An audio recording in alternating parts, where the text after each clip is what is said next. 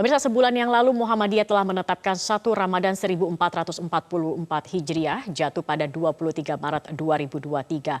Hari ini pemerintah dan sejumlah umat Islam di penjuru negeri melaksanakan Rukyatul Hilal atau pengamatan hilal untuk menentukan awal bulan Ramadan. Kami akan membahasnya lebih dalam bersama Susiknan Azhari, Majelis Tarjih dan Tajdid PP Muhammadiyah, dan juga Ahmad Fahrur Rozi, Ketua PBNU Bidang Keagamaan. Selamat malam Bapak-Bapak. Saya ingin ke Pak Susiknan terlebih dahulu. Pak, ini kan sudah ditetapkan begitu oleh Muhammadiyah. Awal Ramadan adalah esok, Kamis 23 Maret 2023 berdasarkan hasil hisab dan juga posisi geometris benda-benda langit, matahari, bumi, dan juga bulan. Sebenarnya bagaimana hasil pengamatan yang dilakukan oleh Muhammadiyah ini? Terima kasih Mbak Zakia. Selamat sore. Pak Yai Fahrur Rozi yang saya hormati. Jadi begini Mbak Zakia, di Muhammadiyah itu di dalam menentukan awal bulan Komariah, pertama adalah kita memahami ayat-ayat Al-Quran dan hadis, kemudian kita lakukan istihad, dan di situ kita membangun sebuah teori yang disebut dengan kriteria wujudul hilal. Jadi untuk menentukan awal bulan Komariah di Muhammadiyah itu dari sejak bulan Muharram sampai Dzulhijjah itu menggunakan kriteria wujudul hilal. Jadi di Muhammadiyah bukan berdasarkan pengamatan, tetapi pemahaman terhadap ayat-ayat suci Al-Quran dan hadis, kemudian dipahami dalam sebuah sistem kalender Islam dari Muharram sampai Dzulhijjah. Jadi untuk menentukan tanggal 1 itu 1, kalau sudah terjadi istimewa. Yang kedua, istimewa terjadi sebelum ghurub, yang diistilahkan dengan istimewa qoblal ghurub. Yang ketiga adalah moonset after sunset. Kalau ketiga kriteria ini masuk atau syarat-syarat ini masuk, maka besok tanggal 1. Nah, dalam kasus 1 Ramadan ini, perlu diketahui oleh masyarakat luas bahwa awal Sya'ban kemarin itu terjadi perbedaan. Muhammadiyah menetapkan tanggal 1 Sya'ban adalah 21 Februari 2023. Maka posisi hari ini bagi Muhammadiyah adalah tanggal 30. Sehingga tidak mungkin besok itu akan tanggal 30 lagi, maka besok otomatis menjadi tanggal 1. Sementara dari teman atau Pak Yai mungkin nanti bisa dijelaskan ya.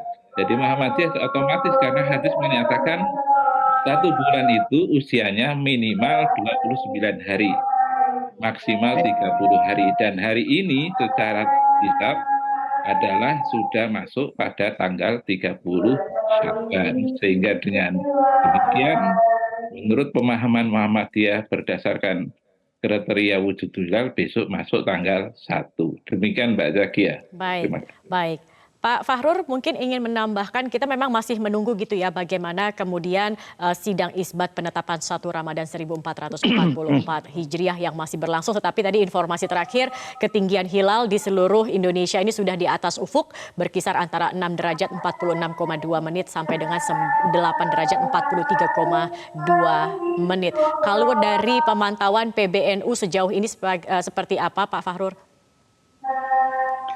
Terima kasih Pak Kiai Samsul dari Muhammadiyah.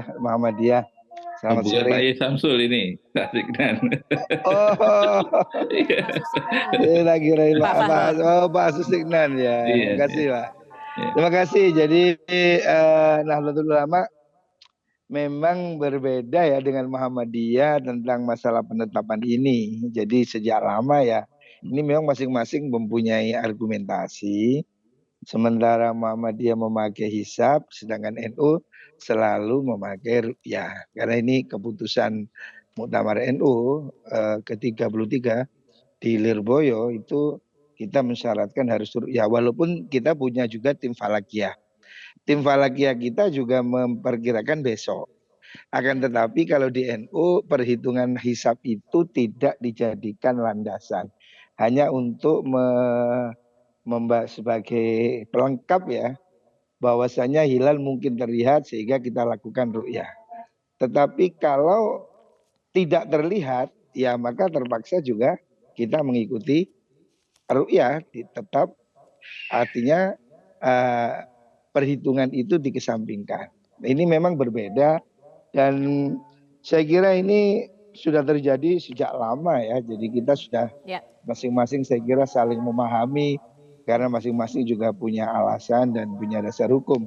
Seperti tadi dikatakan oleh Pak Susiknan bahwa memang Muhammadiyah bulan Sya'bannya kemarin sudah maju 21, kita 22. Lah ini kan nggak mungkin 30 hari 2 kali ya. Saya kira sangat masuk akal. Muhammadiyah memang harus besok. Sementara NU pasti tetap menunggu keputusan ru'yah dan nanti akan ada sidang isbat yang dilakukan oleh Kemenak. Pak Susiknan, Pak Fahrur, tahun ini pertama kalinya kita akan berpuasa setelah tidak adanya lagi kemudian pembatasan atau PPKM begitu. 3 tahun terakhir beribadah ini banyak dibatasi begitu kan Pak, karena memang kondisi yang tidak memungkinkan. Nah kemudian bagaimana caranya agar umat muslim dapat memaksimalkan ibadah di bulan Ramadan ini agar tujuan berpuasa ini bisa tercapai? Pak Susiknan mungkin terlebih dahulu, Pak. Ya, terima kasih Mbak Zakia. Saya kira ini kesempatan yang luar biasa dan perlu kita syukuri. Kita diberikan kesempatan yang baik, maka kita bersama mengisi dengan amal-amal soleh, terutama kepekaan sosial dan kebersamaan di dalam membangun negeri ini melalui arti puasa yang sesungguhnya. Saya kira demikian, jadi waktu yang ada bulan suci Ramadan ini perlu kita isi dengan amal-amal soleh yang semuanya itu akan membawa umat Islam meningkatkan kualitas dirinya. Demikian. Baik. Pak Fahrur bagaimana Pak? Apa yang kemudian harus ditekankan dalam ibadah puasa Ramadan dalam tahun ini Pak? Ya Ramadan kita berpuasa bukan hanya menahan lapar dan dahaga, namun juga kita mesti berpuasa dari hal-hal yang dilarang seperti berbohong umpamanya, menipu umpamanya. Jadi kita berharap Ramadan tahun ini mungkin tensi politik bisa sedikit mereda ya. Yang kemarin agak panas-panas sedikit ya. Mungkin dengan Ramadan semuanya menahan diri, tidak boleh marah. Nabi melarang orang bertengkar ketika puasa. Nabi melarang berbohong ketika puasa. Maka ini saya kira nilai-nilai ini perlu diamalkan oleh semua umat Islam sehingga kita berharap Ramadan ini bisa lebih sejuk, lebih damai dan tidak ada pertikaian-pertikaian yang bisa mengganggu ketenangan kita beribadah. Oke, baik. Pak Fahrur terakhir begitu kalau dari Muhammadiyah sudah menetapkan Idul Fitri itu 21 April, bagaimana dengan PBNU sendiri? PBNU tetap konsisten, Mbak. Jadi kita tetap harus memakai ru'yah ya. Ini sudah tidak bisa ditawar. Jadi NU akan selalu mengikuti keputusan sidang isbat yang dilakukan oleh pemerintah. Artinya malam ini kita akan menunggu hasil sidang isbat, pemantauan di 120 titik di seluruh Indonesia. Kalau memang terlihat dan kemudian itu valid, maka kita nyatakan puasa dan kita ikut ketentuan pemerintah. Jadi di NU ada 2 kriteria, Mbak. Satu harus mengikuti ru'yah, itu tidak bisa ditolak. Seandainya pemerintah menentukan dengan hisab, kami tidak ikut.